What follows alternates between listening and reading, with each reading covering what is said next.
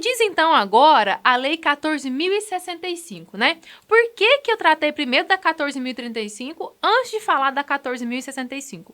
Porque existe uma certa confusão no que diz respeito às dispensas de licitação. A Lei 14.035 traz uma espécie de dispensa e a Lei 14.065 traz outra espécie de dispensa de licitação, numa outra situação. Não só esse ponto, mas também outros pontos, né? Bom, mas então falando especificamente da Lei 14.065, essa que inclusive é fruto da conversão da Medida Provisória 961 de 2020, ela trata especificamente também de compras públicas, né? Antes da gente falar especificamente, tratar dos pontos que essa lei traz, a gente tem que destacar o seguinte: ela é aplicável a todos os entes da federação. Então, estados, municípios, Distrito Federal, qualquer ente da administração pública, ele pode se utilizar dessa lei para poder realizar suas compras públicas. Outro ponto importante é que a sua eficácia ela só prevalece enquanto viger o Decreto Legislativo 6/2020. Lembrando que esse decreto ele estabelece, né, a ocorrência do estado de calamidade pública em todo o território nacional. Esse decreto, inclusive, ele traz que esse estado de calamidade pública, ele perdura até 31 de dezembro de 2020, ou seja, até 31 de dezembro desse ano. Então, se você vai aplicar a Lei 14.065, você tem de agora até 31 de dezembro de 2020. Agora, o que nos garante que isso vai realmente mudar, né? Pode ser que em janeiro esse decreto seja prorrogado, né? Pode ser que o estado de calamidade pública ele perdure, ou pode ser que ele realmente se encerre em 31 de dezembro. Isso a gente não sabe. O que a gente sabe é, enquanto existir o estado de calamidade pública e esse decreto, a aplicação dessa lei é válida, né? Agora vamos partir direto para o que trata cada ponto dessa lei. O primeiro ponto, né, um dos mais importantes, é o aumento dos limites da dispensa de licitação em razão do valor. Isso é aquela dispensa prevista no artigo 24, inciso 1 e 2 da Lei 8.666 de 93. Olha só.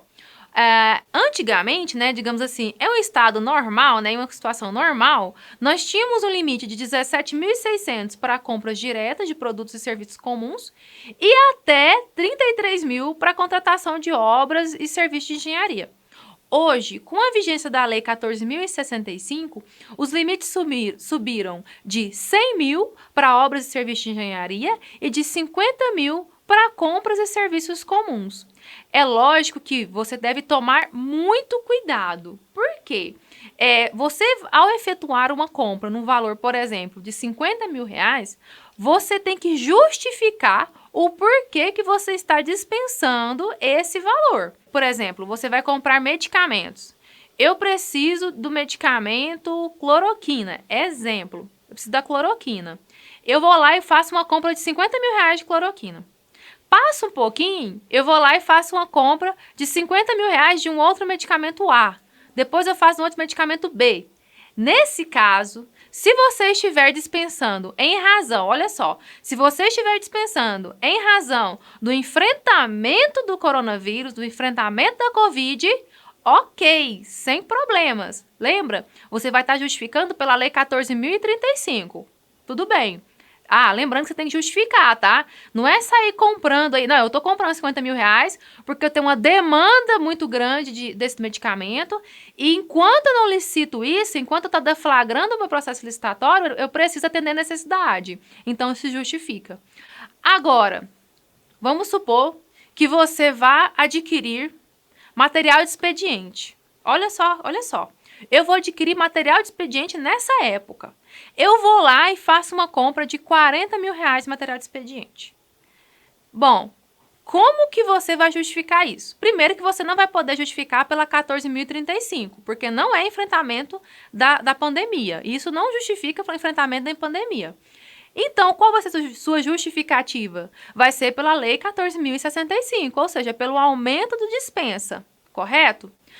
Porém, se você já houver comprado R$1 dessa mesma natureza durante o ano, você já vai enfrentar aí uma situação de fracionamento. Então, olha só, Se você está tratando de enfrentamento à Covid, de enfrentamento à pandemia, não tem limite de dispensa. Você pode justificar, lógico. Você tem que justificar isso. Olha, enquanto está ocorrendo um processo licitatório, ou eu repeti 3 vezes meu processo licitatório, não teve nenhum interessado. E aí vai.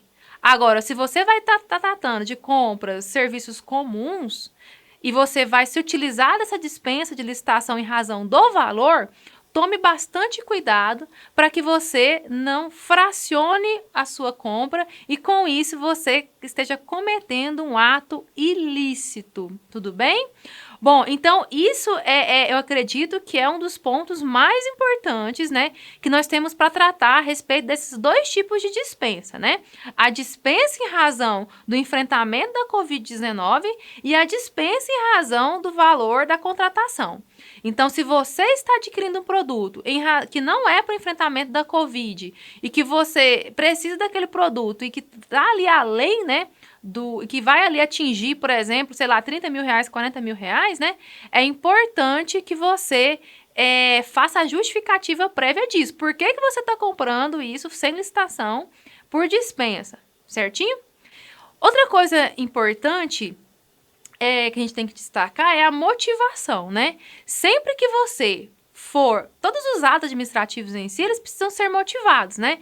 Então, antes de mais nada, vai dispensar a licitação, tome cuidado, motive seu ato, instrua seu processo, junte estudo de preço e só então faça a sua compra. Não se esqueça, os órgãos de controle estão aí para fiscalizar as compras e eles estão fazendo isso a todo instante. Por quê? É necessário que você tenha um controle maior, né, em razão de tudo que está acontecendo, né?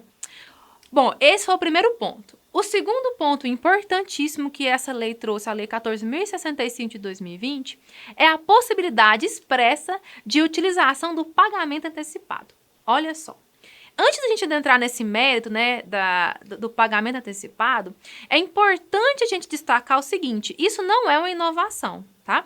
No artigo 38 do Decreto 93.872 de 86, né, e ainda o entendimento consolidado do TCU nos acórdãos 4.143 de 2016 e 2.856 de 2019, a orientação normativa 37 também da AGU já era no sentido pela possibilidade do pagamento antecipado de contratos. Isso em casos justificados. Por quê? Tem nichos no mercado que não é possível você comprar sem pagar antes.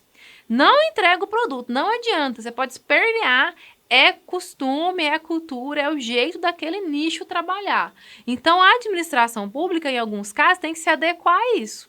Agora, dentro da Lei 14.065, isso foi autorizado de maneira expressa. Até porque, por conta dessa necessidade urgente.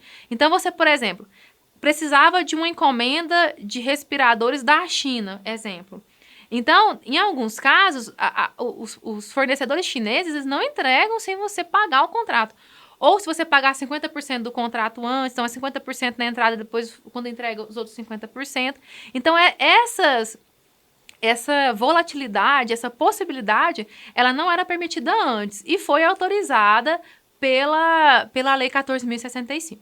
Só que a mesma lei traz um rol de cautelas que a administração pública tem que ter para poder estar pagando o fornecedor antecipadamente. A primeira é a seguinte: primeiro, tem que prever isso no edital, tá? Olha, eu vou fazer uma licitação para comprar, por exemplo, respiradores e esses respiradores poderão ser pagos na sua totalidade antes da entrega, ou 50% na 50% no pedido, 50% depois da entrega. Isso tem que estar previsto no edital. Outra coisa importantíssima é exigir a devolução integral do valor antecipado no caso da inexecução do contrato. Ou seja, paguei o fornecedor, né? O fornecedor não entregou, ele tem que devolver o dinheiro. Isso tem que estar previsto expressamente. Bom, essa é a segunda parte, né, desse estudo sobre as leis 14.035 e 14.065. Eu te convido a continuar assistindo com a gente o próximo vídeo para que a gente possa encerrar todos os pontos, tá bom? Muito obrigado. Não se esqueça, se inscreva no nosso canal e acompanhe os nossos conteúdos. Até o próximo vídeo.